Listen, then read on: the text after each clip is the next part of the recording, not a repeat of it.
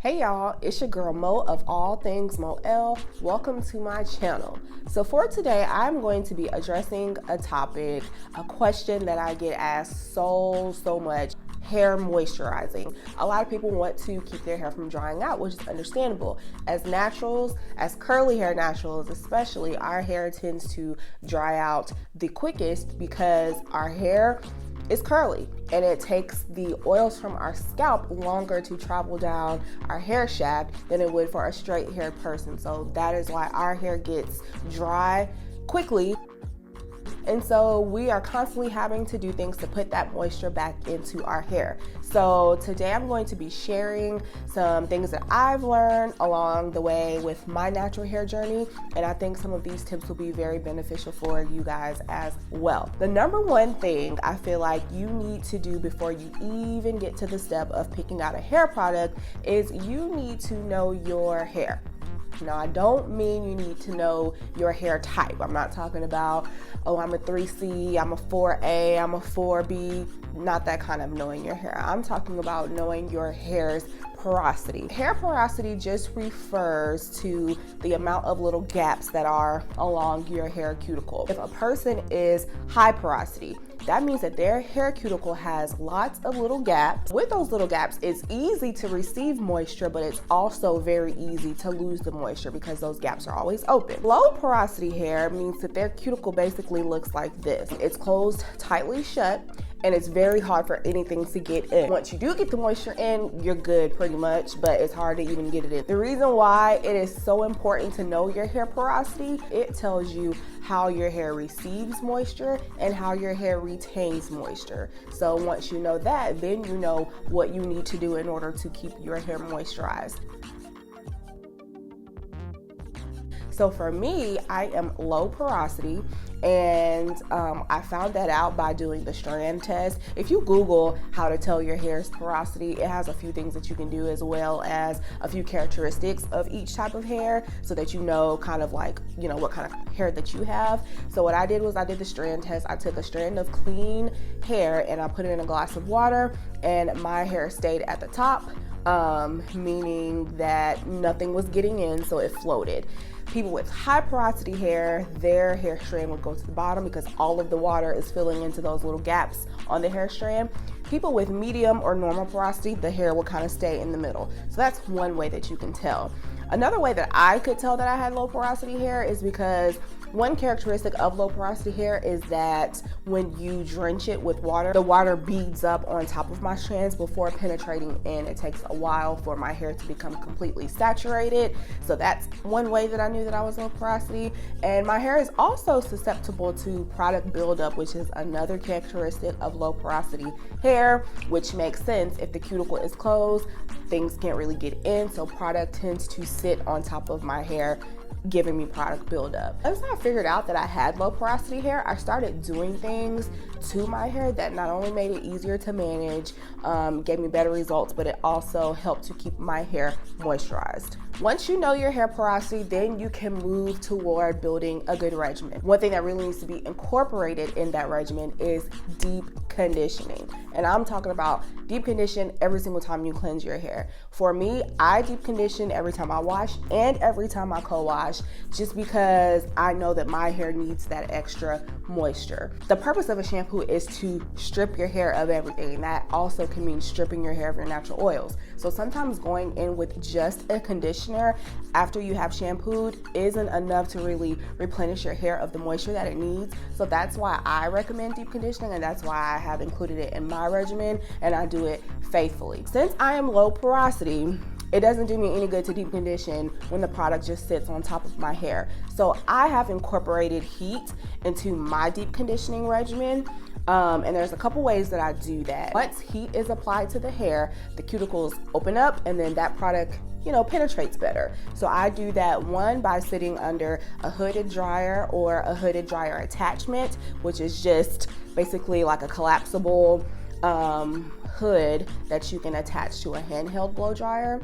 And then I also have a hair steamer. Now, I feel like that hair steamer is probably one of the best investments I've made when it comes to my hair because I'm low porosity, because not only is the heat from the steamer helping those cuticles to open up so that the product can penetrate.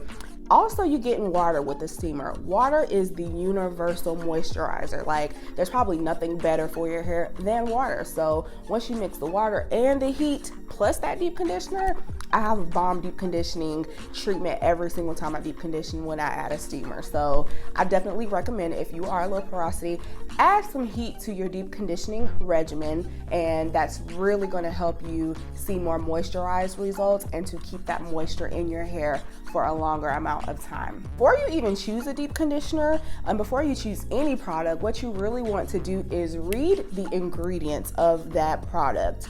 Some hair products, especially cheaper hair products, kind of skimp on the ingredients. Sometimes they might add ingredients that are kind of like fillers, or they just add things that aren't always the best for your hair.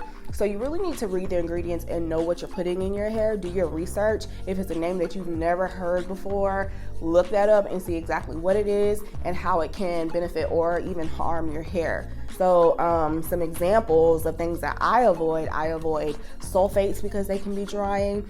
I avoid certain alcohols like isopropyl alcohol because that can be very drying for your hair, and mineral oil. That oil is not a good penetrating oil, so any product that's in can also dry out your hair. And then there's some ingredients like glycerin.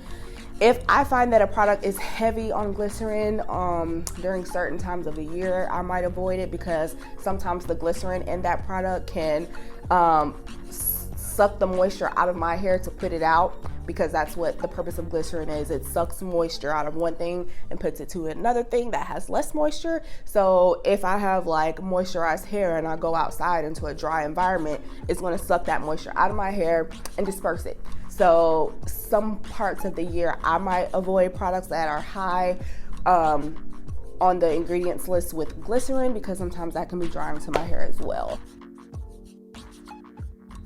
The next thing that I want to talk about when it comes to hair moisture is your regimen and layering products. So if you're a natural, I'm pretty sure that you have heard of the lock method. When I was first coming up with my hair regimen, I was like, okay, the lock method is just too much. Like, anybody got time to do all that every time I wash my hair? But I tried the lock method. I wasn't a big fan. So then I tried the LCO method. So let me tell you what both of those are. The lock method is basically a method of layering products in order to keep your hair moisturized. So lock, L-O-C, stands for your liquid or your leave-in. The O stands for an oil, and then the C stands for your cream, okay? So like I said, I tried the lock method. It was okay, but it just didn't like wow me. But then I tried the LCO method, which is basically liquid or leave-in, cream, and then your oil. And I just found that putting the oil on after I've put on all of my other products just really helped to lock in that moisture and keep my hair moisturized for a longer amount of time. Another thing that you want to do when applying your products, whether it's the LOC method or the LCO method, is you want to pay close attention to the ends of your hair. The ends of your hair are the oldest parts of your hair, and they need the most TLC. Usually they are the driest. So when I'm putting my products on, I kind of start at the ends and then work it in up the rest of my hair, just because I feel like they need more attention than, my roots and kind of the shaft of my hair. Another thing that I want to kind of mention, another tip, is when it comes to oils. So I feel like a misconception is that oils are used to moisturize your hair, and they are not, okay? An oil should be used as a sealant, meaning it should be used to seal in the moisture that you have already put on your hair. So if you feel that your hair is a little dry, don't be like, okay, let me go get this oil and go through my hair real quick. No, because oils don't moisturize. Now, there are some oils that do penetrate the hair strand a little bit better than other oils. Good penetrating oils are olive oil, coconut oil, and avocado oil. Good sealing oils are like your Jamaican black castor oil, your grapeseed oil, and jojoba oil. So for me, avocado is like one of my favorites, avocado and olive oil. So when I do my LCO method, I'll do my water, because usually I have just finished washing my hair. I'll do a leave-in conditioner. I'll do a moisturizer, so like a butter or a cream or a pudding, something like that. Then I'll go on top with just a little bit of oil just to make sure all of that stuff is sealed in. Now, since it's kind of warm weather right now, I have found that I don't have to do the LCO method to keep my hair moisturized, because my hair tends to be more moisturized in the warmer months than it is in the cooler months. But definitely when it starts to get cold outside, I stick to that LCO method because it really helps to keep my hair moisturized throughout the week before it's time for me to rewash my hair. Those are my tips, just things that I have learned along the way when it comes to keeping my hair moisturized. Just really have to get to know your hair and get to know what your hair likes, what it responds well to. And once you figure that out, you'll be good to go. I am planning on doing a favorite series where I'm going to talk about my favorite shampoos, conditioners, deep conditioners, leave-in conditioners, moisturizers, all those good things. But I did want to show you guys 2 moisturizers today that I highly recommend. These products are super moisturizing. They're probably 2 of the best moisturizers that I've tried within the last year or so. This light is so bright that you can barely see it, but it is the Carol's Daughter Cocoa Cream Coil Enhancing Moisture Butter, and it's for very dry, curly to coily hair. And it has coconut, mango, and muru in it. What? Y'all, this stuff is so moisturizing. It's just so good. Like I said, I tend to gravitate towards butters in the colder months, but this stuff is so good and moisturizing, and it pairs really well with other stylers that I have, because there's not a styler in this collection, so I usually pair it with something else. I will use this stuff on wash day, and days later I can touch my hair and I can still feel the moisture in it. So this is one that I definitely recommend. The second one that I recommend is actually a newbie. It only has been out for a couple of weeks, and it is by Mielle, and it is their Moisture RX Hawaiian Ginger Moisturizing Hair Butter. This stuff is so good. Oh my goodness, y'all. Oh my God!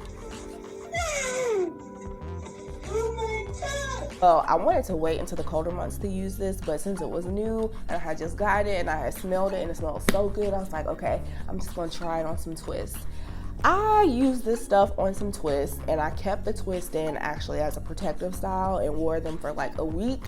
A week later, I was taking down my hair to get ready to rewash it. It was still moisturized, and I had put nothing else in my hair, just this stuff. It's amazing. This is gonna be my go-to moisturizer for the cold months. I'm probably gonna use this for a winter wash and go too. Definitely recommend this moisturizer. All right, guys, so those are my tips on how to keep your hair moisturized. If y'all have any questions, if there's something that I didn't mention that you were kind of wondering about, go ahead and drop it in the comment section below, and I will try to answer those to the best of my ability. These are things that have worked for me. They might not necessarily work for you, but it does not hurt to give them a try out just to see if it can improve your hair's moisture levels. I hope that you guys enjoyed this video. I hope that you found the tips useful and helpful. If you try any of them, go down in the comments and let me know what your thoughts and what your results were. I really hope that they helped you guys out. So if you did enjoy this video, please comment, please like, subscribe, and share, and I will see you guys in my next one. Bye.